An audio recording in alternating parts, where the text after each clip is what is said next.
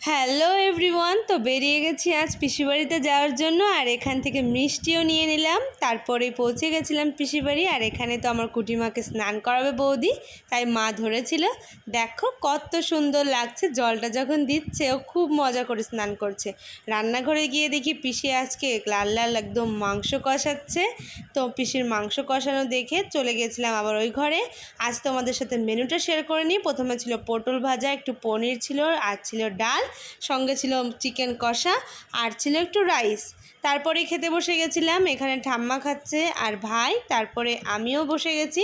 প্রথমে নিয়ে নিয়েছিলাম ডাল। ডালে তো একটু লেবু চিপড়ে না নিলে হয় না, আর লেবু চিপড়ে ভাতটা মেখে দিয়ে দিলাম গালে।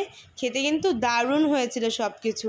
পরে নিয়ে নিয়েছিলাম মাংস, আর মাংসর সঙ্গে একটু ভাতটা মেখে নিয়ে নিলাম একটু পেঁয়াজ, আর নিলাম একটু শসা, নিয়ে দিয়ে দিলাম গালে। মাংসটাও কিন্তু ভালো হয়েছিল। তারপরে খাওয়া দাওয়া করে বেরিয়ে পড়েছিলাম বাড়ি আসার জন্য। তো আজকের মতো এটুকুই। আর ভালো লাগলে ভিডিওটা অবশ্যই লাইক আর সাবস্ক্রাইব করে যেও।